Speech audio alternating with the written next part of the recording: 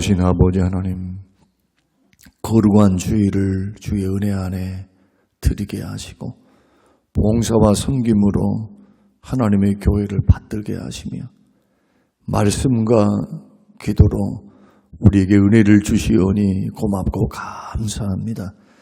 하나님 추수감사 주일을 맞이하여 저희들이 한 주간 동안 감사를 선포하고 우리 속에 여러 가지 말들, 생각들이 싸우나 생각들과 싸우게 하시고 또한 입술을 닫게 하셔서 무익한 말, 쓸데없는 말 버리게 하시고 살리는 말, 감사의 말 될 수 있도록 축복하셔서 온전히 몸과 마음으로 준비되는 한 주간의 삶이 되게 하사 우리 인생과 삶이 감사의 체질로 바뀌게 하옵소서. 은혜 주심을 감사드리오며 예수님 이름으로 기도합니다. 아멘. 아멘. 베드로전서 5장 5절에서 6절 말씀입니다. 베드로전서 5장 5절에서 6절. 젊은 자들아 이와 같이 장로들에게 순종하고 다 서로 겸손으로 허리를 독이라. 하나님은 교만한 자를 대적하시되 겸손한 자들에게는 은혜를 주시느니라. 그러므로 하나님의 능하신 손 아래에서 겸손하라. 때가 되면 너희를 높이시리라. 아멘. 아멘. 교회 공동체 안에서 가장 중요한 덕목 가운데 하나가 겸손입니다. 특히 5장 1절에서 말씀하시는 우리 장로들, 교회를 인도하고 섬기는 장로님들을 우리가 섬겨갈 때 그분들은 교회를 받들고 섬길 때 주장하는 자세로 하지 말고 더러운 이득을 위해서, 무엇인가 이익을 위해서 하지 말고 억지로 하지 말고 하나님의 뜻을 따라 자원함으로 양들을 받들고 섬겨야 한다라고 말씀하실 때 양무리의 본이 되라 하셨으니 얼마나 그 사명과 사역이 힘들고 어렵겠습니까? 교회의 일은 성질대로 안 돼요. 해서도 안 되고. 그래서 세상의 위정자들은 권력이라는 것을 이용을 합니다. 법이라는 것을 이용을 해요. 규정이라는 것을 이용을 해서 굴복하게 만듭니다. 그러나 교회 공동체는 그 교회 공동체 자체가 그리스도의 피값으로 세워져 있기 때문에 하나님께서 이 교회의 주인은 하나님이시니까 하나님의 원리가 바로 서야 되는데 그 설리가 섬기는 방법이 양무리의 본이 되어서 따라오게 하는 것. 그런데 양들은 겸손하게 그 권위를 인정해 주는 것. 그래서 젊은 자들아 이와 같이 장로들에게 순종하라 라는 말씀은 겸손하지 않으면 순종이 나오질 않습니다. 교회를 세우는 질서가 되는 겁니다. 질서.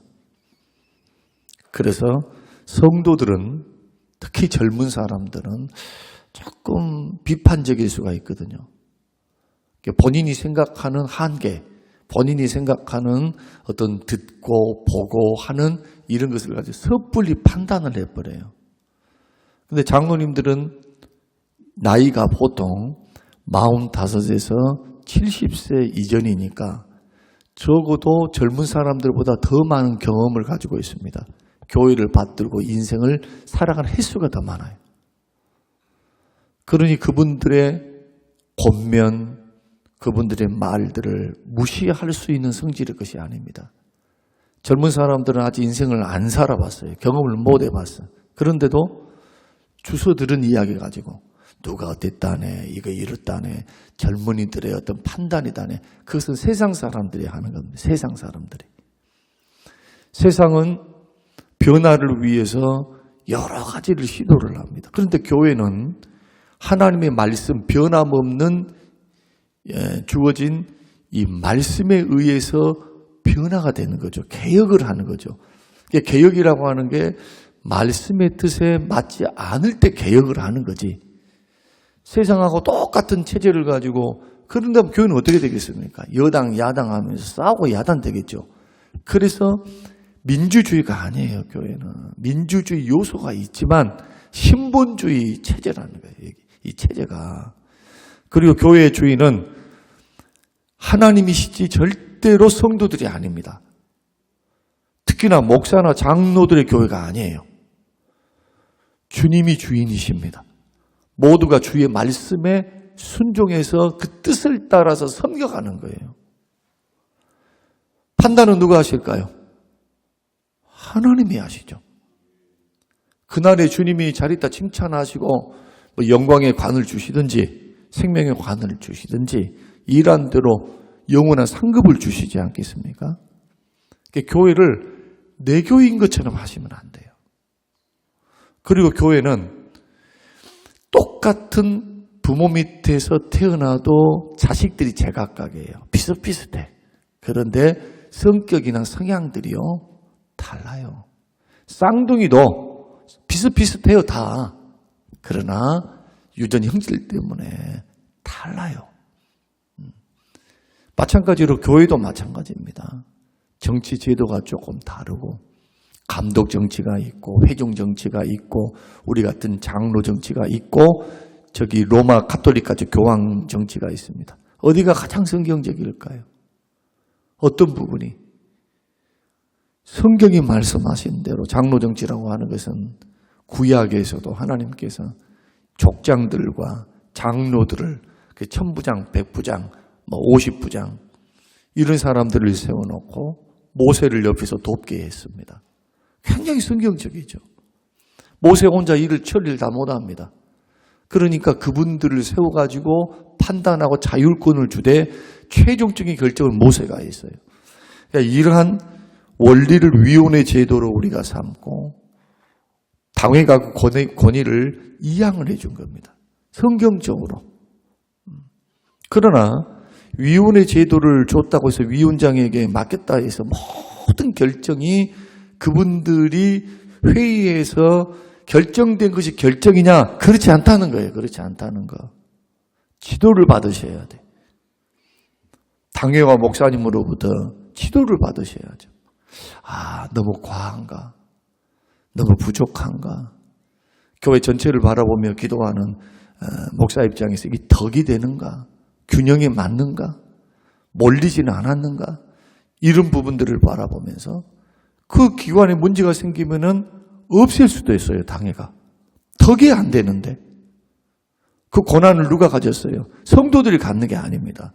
당회가 하는 거예요, 당회가. 그러니까 위원회 제도의 가장 취약점은 뭐냐 하면 자율적으로 맡아 놓으니까 민주적이니까 사람들이 다수가 원하면 해달라는 거예요. 해달라는 거예요. 의견은 수렴할 수 있지만 마치 백성들이 다 원하는데 교회에서 만약에 원함이 하나님의 뜻에 맞고 교회의 판단에 또한 목사님이 기도하고 있고 장로님이 바라보는 판단에 이것이 맞으면 그 길로 걸어가지만 그런 치우쳐 있으면은 그 길을 허락할 수가 없는 거죠. 그럴 때는 권면을 받아들여야 돼요. 성도님들은 겸손하게 순종해야 돼요. 죄지라고 하는 길 아니잖아요. 일이 더디 갈 수 있어요. 천천히 갈 수 있어. 일은. 그러나 화목과 화평보다 빠른 것은 없습니다. 교회는 은혜로 부르심을 받았기 때문에 서로 섬기되 질서가 발생을 합니다. 목사는 목사 일을 하고 장로님은 장로님 일을 해야 돼요. 성도는 성도 일을 해야 돼요. 그 권위와 그 권한 밖의 일들을 해서는 안 됩니다. 그래서 위원장은 반드시 당회가 아니라 당회장과 수기하여 결정한다. 우리 내규도 그렇게 돼 있어요.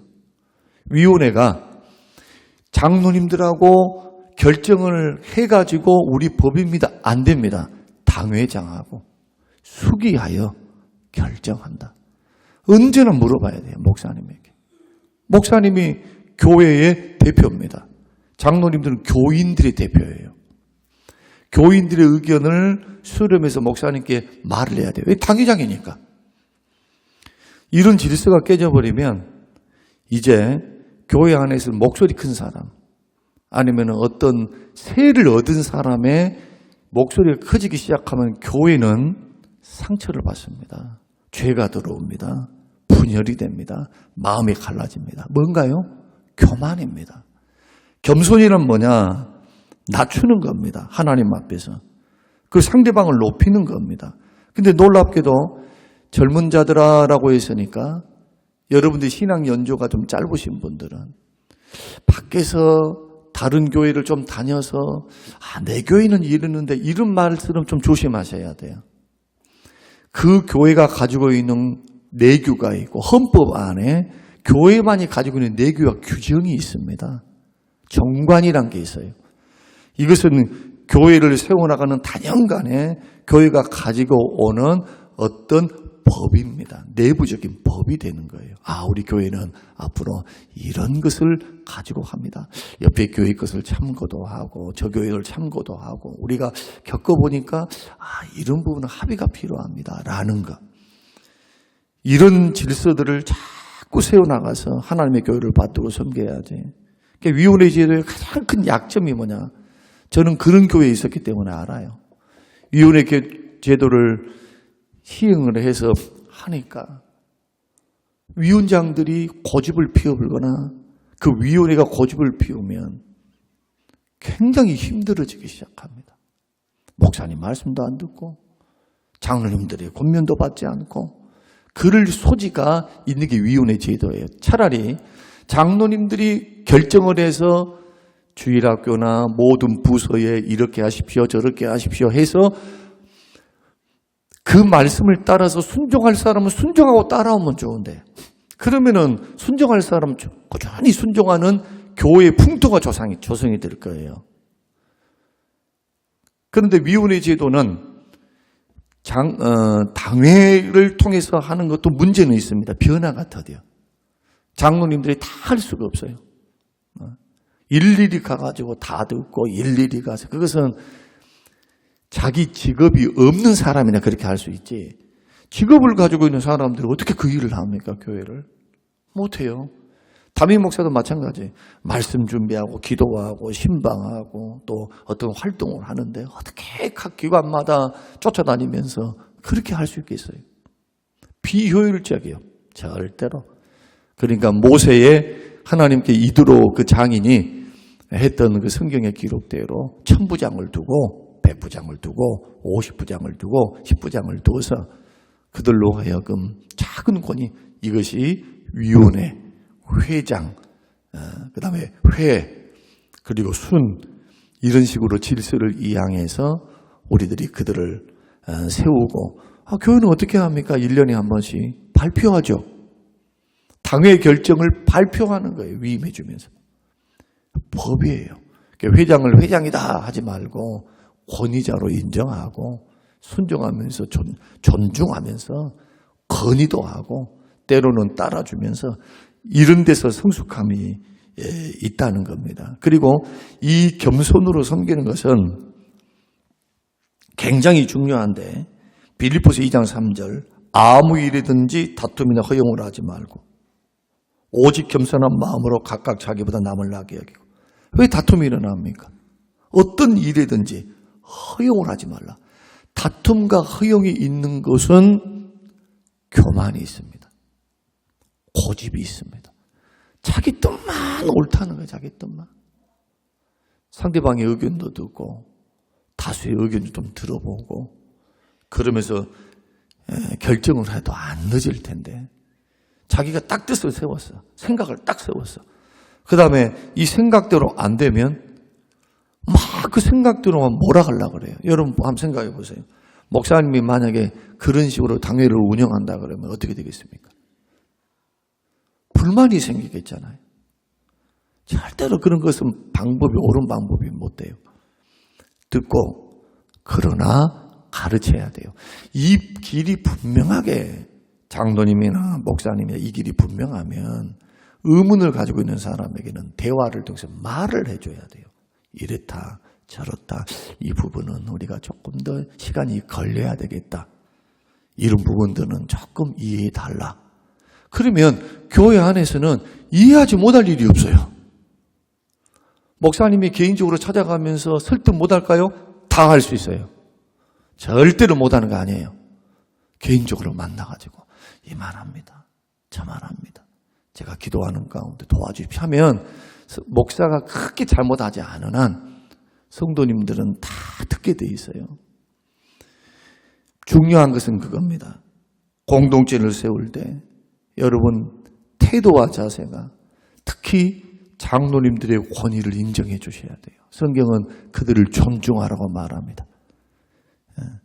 그러나 말씀을 가르치는 자들은 배나 존경할 자로 알되, 이것은 하나님의 명령입니다. 그래야 질서가 발생을 해요. 그리고 이 서로 겸손해가는 과정 속에서는 아까 설명드린 것처럼 자꾸 자기 자신의 주장만 내세운 사람은 교만한 사람이에요. 다른 이의 의견을 경청하는 사람이 겸손한 사람입니다. 자꾸 그렇게 해야 돼요. 제가 아는 교회가 꼭 목사님이 그런 식으로 일을 합니다. 그러니까 교회가 어떻게 되느냐 하면은 처음에는 분란이 있었는데 지금은 조용한 이유는 나머지는 떠납니다. 나머지는 가요. 안 맞으니까. 그러면 교회가 또 안 되느냐 하면 또 돼요. 그러한 체제로 굳어져 갖고 계속 그 길로 가는 거예요. 마지막 주님이 말씀하실 때, 심판대 앞에 섰을 때, 성경의 말씀대로 주장하는 자세 하지 말고 무리들의 본을 보이면서 이끌어왔는가. 효율성이 아닙니다. 세상 사람들 하는 것처럼 효율성이 아니에요. 주님 뜻대로, 주님 모습대로 섬기라는 겁니다. 그때 상급이 있어요. 너는 네 일에서. 어떤 사람일까요? 주장하면서 하는 사람이겠죠. 겸손하지 못한 마음으로 하는 사람이겠죠. 성경대로 말한다면. 그러니까 일이 다 교회를 섬긴다라는 것을 자꾸 세속적인 성공의 방향으로 성공했으니까 교회는 프로그램을 돌리는 것이 아닙니다. 물론 프로그램이 중요하고 여러 가지 행정 질서가 중요하지만 교회는 유기체입니다. 살아있는 그리스도의 몸이에요. 몸. 내 몸의 건강을 위해서 못할 게 하나도 없지요. 몸의 건강을 위해서 못할 게 뭐가 있어요? 병이 났는데 쉬기도 하고 약도 먹고 그러잖아요. 그러니까 교회에 이런 아픔이 있으면 그것을 틀렸다 그러지 말고 지금 아파 있다고 여겨야 됩니다. 지금 성도가 아파 있어요. 시험이 들었다. 이것은 아픈 거예요. 틀린 게 아니고 아픈 겁니다. 아파 있는 사람들에 대해서는 목사도 마찬가지, 성도님들도 마찬가지, 기도해주고 싸매주고, 그리고 어떤 결정을 하든 그 결정 안에는 또 선한 주의 뜻이 있으리라 믿고, 그렇게 해서 사랑으로 겸손히 섬겨줘야지. 이것 때문입니다, 저것 때문이다. 그거는 시험이 들기 전에 말이에요. 이것은 시험이 들고 난 후에는 백약이 무효입니다. 그래서 여러분도 똑바로 잘 들으셔야 돼요. 교회를 받들고 섬길 때 힘들고 어려운 일이 있어도 시험 들면 안 돼요. 시험이 뭡니까? 시험이 내 판단, 내 생각이 완전히 자기를 사로잡아버려요. 하나님의 교회는 주의 말씀은 뭐라고 말씀하지? 우리 목사님은 뭐라고 평소에 가르쳤지? 이게 안 들려와요. 말씀이 안 들려와요. 자기가 겪고 있는 것만이 최고라고 여겨. 다른 사람들 다 틀린 거야. 좋은 장점도 얼마나 많은데. 좋았던 때는 왜 생각 안 하냐 이거예요. 좋았던 때는. 그 배우의 교회의 주인이 하나님이신데, 세우신 분이 하나님이시잖아요. 더 기도해 줄 수는 없습니까? 리더들을 위해서. 겸손하게 건의는 할 수 없나요? 그럴 수 있는 방법이 있잖아요. 그러니까 겸손이라고 하는 결국 문제는 어디서 오느냐? 교만 때문에 오는 거예요. 교만. 자기가 판단 다 하고 하나님도 목사님도 장로님도 없어. 여러분 그 길 걸어가면요 절대로 은혜 못 받습니다. 복도 없어요. 저는 늘 그런 생각을 합니다. 교회를 받들고 섬기는 사람이 아니 처음에 와가지고 잘할 수 있지요. 그러나 여러분 저도 그렇고 여러분도 그럴 줄 압니다만은 과거보다 현재가 더 좋아야 되고 현재보다 미래가 더 발전돼야 돼요. 어떤 의미에서 교회도 그렇고 우리 신앙도 그래요. 신앙도 아름다워야죠. 어린아이와 같이 새로워져야죠. 어린아이와 같이 하나님 나라를 받들지 않는 데는 천국 못 간다 하면 천국은 어떤 자들일 것이냐? 어린아이들과 같은 곳이에요. 어린아이들 순수하고 주의 말씀이면 아멘이요. 그냥 겸손하잖아요. 어린아이들 좋은 특징이 말 잘 들어요. 애들 사춘기 애들 말고 어린아이들 5살, 6살, 7살짜리 때를 부리기도 하지만 그 아이들을 구슬르고 타일르고 선물도 주고 하면서 하면 마음을 알아주면 금방 돌아온 게 아이들 아닙니까? 근데 우리들은 얼마나 소위 말해서 나이가 들어가고 신앙이 들어가면서 고약해집니까? 이것은 절대로 은혜 받는 길이 아닙니다. 예수님을 더 닮아야죠. 그 길이 겸손이. 왜? 예수님은 온유하고 겸손하니까. 나는 온유하고 겸손하니. 그러므로 왜 겸손해야 되느냐? 하나님의 은혜를 받는 길입니다. 젊은 자들은 장로님들의 권위를 인정해 줘야 되고 앞서가는 목사님과 장로님들은 본을 보이면서 억지로 주장하는 자세로 하지 말고 본을 보여야 돼. 억지로 예배도 억지로 장로니까 나와 있습니다. 이런 식으로 하면 안 되는 거예요. 자원함으로 하나님의 뜻을 따라 섬겨야죠. 예배에도 모범이 되고 물론 여러 가지 환경 때문에 그러지 못한 경우 있겠죠. 그것을 탓하는 것은 아닙니다. 직장의 문제, 여러 가지 문제, 저런 문제. 그러나 기본적인 마인드는 뭐냐? 드리는 거, 섬기는 거, 인사하는 거. 누구 따라갈까요? 성도님들이 누구 따라갈까요? 목사님하고 장로님 따라가겠죠. 우리들의 거울이에요, 성도들은. 그러니까 내가 더 인사하고 내가 더 따뜻하게 맞아드리고 내가 받아주고 권면할 땐 사랑으로 권면하고 이런 식으로 걸어가야 교회가 아름답게 본을 보면서 따라오게 되는 거예요. 따라오게 되는 거. 책임이 막중하죠. 자기의 권위는 뭡니까? 섬기는 권위요. 그리고 젊은 사람들은 자기 스스로 잘난 체, 똑똑한 체, 아는 체 하면서 막 장로님이나 목사님이나 교회의 지도를 막 반감을 갖고 옛날 부정적으로 많은 사람이 있습니다. 복 받을까요? 본인이 그렇게 스스로 높아지는 것처럼 보이는 건 절대로 좋은 방법이 아니에요. 누가 높이시느냐? 하나님이 높이십니다. 겸손하라. 능하신 손 안에서 겸손하라. 때가 되면 너희를 높이시리라. 우리를 높이실 분이 하나님이십니다. 사람의 어떤 겉모술수를 가지고 높이는 것은 오래 못 가요. 절대 하나님이 그 손을 들어주시지 않습니다. 주님이 높이셔야 돼요. 그 방법이 뭡니까? 겸손함으로 섬기는 겁니다. 잠언 3장 34절 하나님이 교만한 자는 물리치시고 겸손한 자에게 은혜를 주신다. 은혜는 언제나 겸손한 자에게. 어떤 사람입니까? 자기의 무지함을 깨닫고 무능함을 인정하고 오직 하나님의 은혜 주심을 의지하는 사람이 겸손입니다. 내가 다 알아요. 이것도 알아. 그렇지만은 이것이 전부 다 여기지 않고 그 속에 나도 실수가 있다. 나도 모르는 부분이 있다. 내가 못 본 부분을 이분이 보고 있을 수도 있다. 가능성을 열어놔야 돼요. 그리고 자신의 무능함과 무가참 인정하셔야 돼요. 그리고 하나님의 은혜 주심을 자꾸 바라보면서 높아진 마음들, 고집된 마음들, 주장하는 마음들을 자꾸 싸우는 거죠.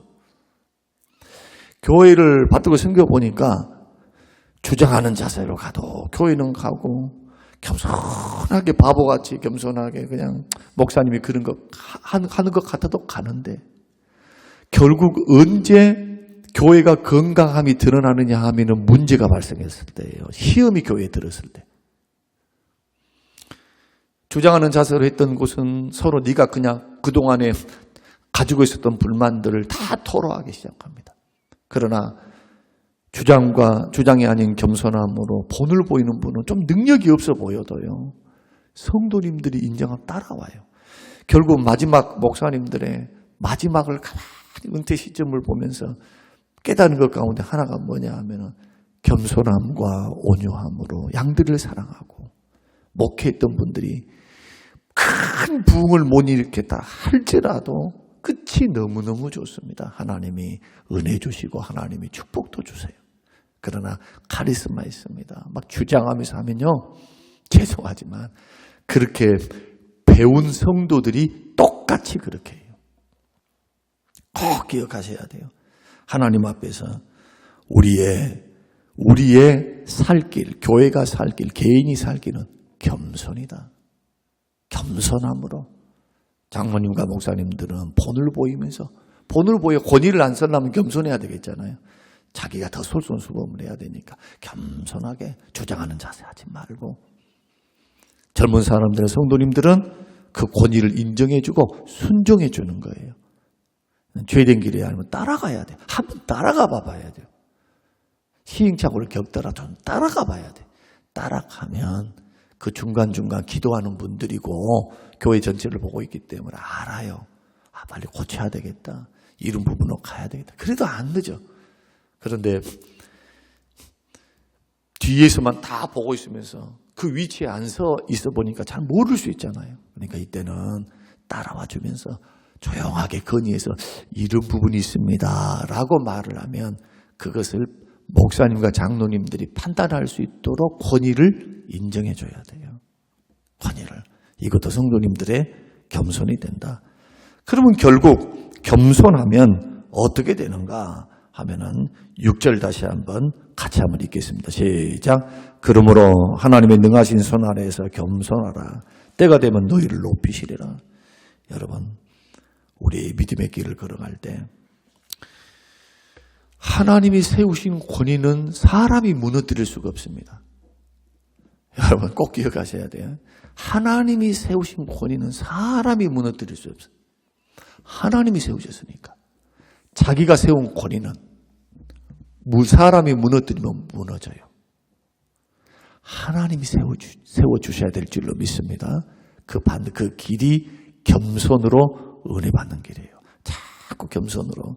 시간이 가면 갈수록 더 겸손으로. 저는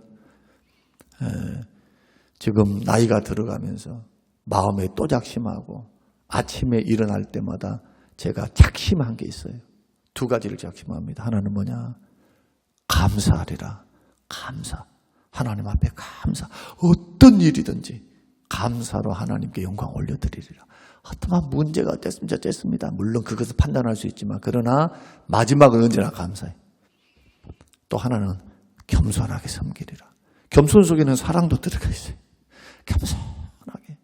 내가 더 죽어서 내가 죽을 수만 있다면 철저히 깨어져서 우리 성도님들을 위해 주의 몸된 교회를 위해서 내가 겸손한 본을 보여서 성도님 자체가 쌓아나온 호랑이들이 되지 않고 겸손한 순한 양들이 되어서 하나님의 교회를 받들고 섬겨서 딱 주님 앞에 섰는데 주님 앞에 딱 섰는데 주님이 판단해 주시는 거예요. 열매를 보고.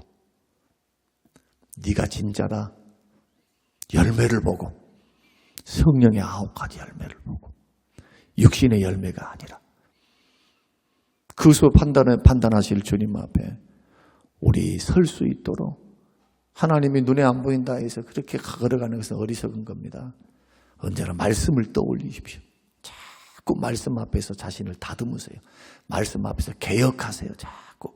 그러면서 하나를 섬기더라도 여러 가지 안 말고 하나를 섬기더라도 겸손하게 하나님 앞에 뜻 안에서 섬겨갈 수 있는 우리 성림교회 모든 식구들이 되시기를 주님의 이름으로 축원합니다.